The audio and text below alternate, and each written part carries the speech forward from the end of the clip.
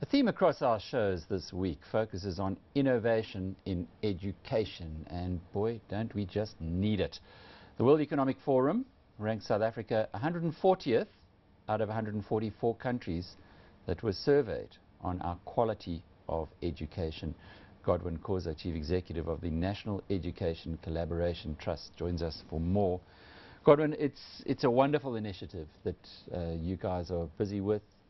Godwin Khosa involved there, Trevor Manuel, also part of the founding fathers, if you like, with Bobby Godsell.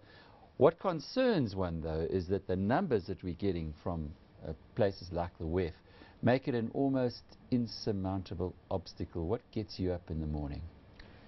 Well, you know, those challenges have to be faced head-on. So what we see in the form of the comparative figures, it's an indication of where we are, and in fact it defines the challenge. But the challenge has to be taken head-on, and I think we shouldn't waste time. But how can we be so far? How can we have gone so far down? If you think of all the countries who were surveyed there, and I don't want to start dissing this one or that one, but my goodness, there are countries who are a fraction of the size of this country's resources, and yet they have a better education system than us. Yeah. Well, I mean, if we went into the postmortem, you know, it's quite, you know, huge dynamics, and there's different views and so on. We've done a lot of that in the past, you know, well, 10, 15 NDP years. Shows it, doesn't it? Yeah, it shows it. I mean, summarizes it, you know. But the problems are deep, and they're long term. We've got to start working on the solutions.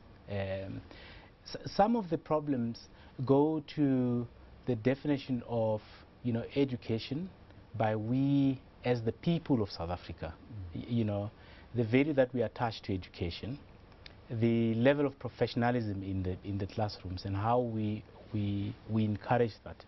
But I want to say we've got to be very practical, and we shouldn't waste time, you know, dilly-dallying and spending a lot of effort still digging into pointing things that we fingers. know. So how are we going to fix it? Well, you have this ability now. You have an organization with lots of support. How are you going to make a difference? Well, we've spent a lot of time programming the interventions.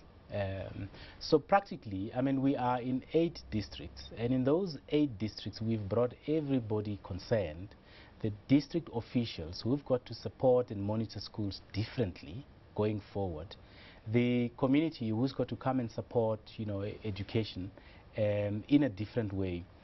But you know, and I think it's the best way to go about it, because going into education, making investments into one input, let's say teacher development. If you had some investment and you were going to make in a school, just in teacher development, will not cut it. But so we need some quick wins. We need quick wins somehow. Yeah. You know, it's great, the strategy that you've got, and in 50 years' time we're going to celebrate it. But aren't there some quick win opportunities? Well, give every kid an iPad, for instance. I know that's radical, but I'm just throwing those kind of thoughts, which you must have been mulling over. Yeah, I mean, I get so humbled when I get to the schools, because the situation in schools is completely different from what we often talk about in big cities. You know, there are some basic needs in schools. I've just walked in a school in the Eastern Cape in the past two days.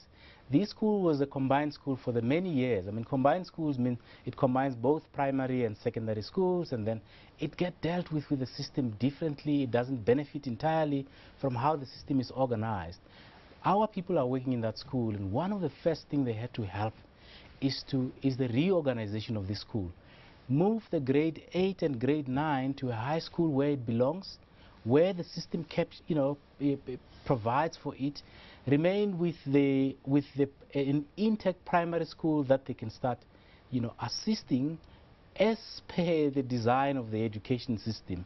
So there's some of this. Then you can get into the teacher development. You can bring in desks. You can make sure that that wall that is crooked, that's risking falling on the kids, it's fixed.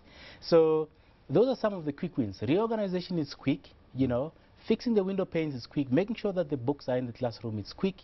But the actual, you know, improvement of the pass rates is going to take us a couple of years.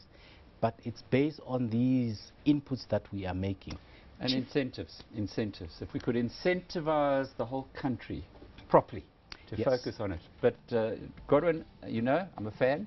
I think we're all fans here at CNBC of the work that you're doing, and more strength to your efforts. We'll be following them, continue to follow them very closely. That was Godwin Khosa, CEO of the National Education Collaboration Trust, which is an example of one organization, major organization, that is doing something to address this awful position that we're sitting at in a global perspective.